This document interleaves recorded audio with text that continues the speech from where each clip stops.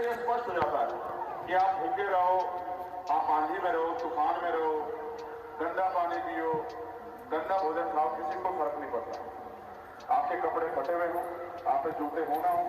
मैं तो गरीब परिवार में जन्मा, मैं तो समझता हूँ अमीरों के यहाँ तो अगर एक हफ्ते में 7 दिन हफ्ते में, सप्ताह में तो 7 ही तरह के जोड़े पहनते हैं।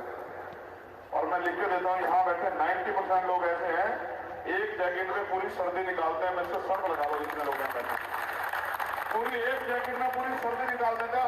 हम उनकी संतान हैं। मुझे अच्छी लग रहा था, मेरे पिताजी ने जब मैं पढ़ रहा था जूता नहीं खरीदा क्योंकि मुझे जूते की जरूरत थी सर्दी में।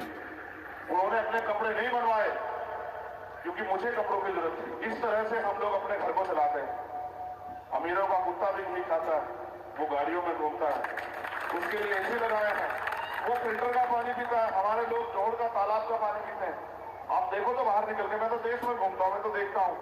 मैं बहुत शर्मिंदगी से कह रहा हूं, इस देश में आजादी के बाद भी हमें मिला कि अगर हम अपनी मेहनत के पैसे मांगते तो हमें मार के लटका दिया जाता। हम मूछे रखते हैं तो मूछे रखने में हमारी हत्या होती है, मटकी छू लेते हैं तो मटकी छूने पर हत्या होती है। घोड़ी पे बैठते हैं, आगरा मालवा निमाड़ जो है क्षेत्र, मटकी घोड़ी में बैठने में हमें बेइज्जत किया जाता है। हम तो सब झेल रहे हैं और मेहनत करते हैं। ये जो मकान खड़े हैं इनकी बुनियाद में हमारा पसीना पड़ा हुआ है।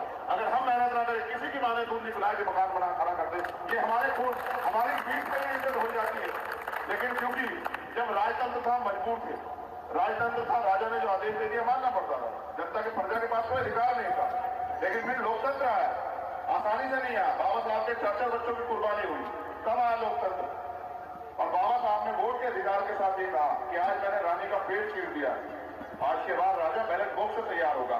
उन्होंने वोट की शक्ति आपके हाथ में दे दी और संख्या स्टेट में आपकी ज्यादा है।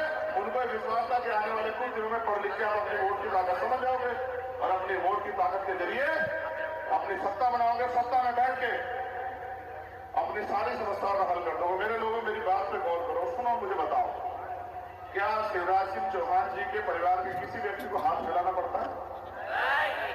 दिग्विजय सिंह जी के परिवार किसी व्यक्ति को, कमलनाथ जी के परिवार किसी व्यक्ति को?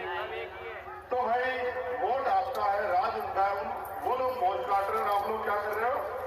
आप लोग तमाम तरह की मुसीबतें सह रहे हो और सहते रहोगे जब तक आप अपनी वोट को ऐसे निकम्मे झूठे बेईमान लोगों को छोड़ के अपने लोगों को नहीं दोगे तो आप सहते रहोगे। ये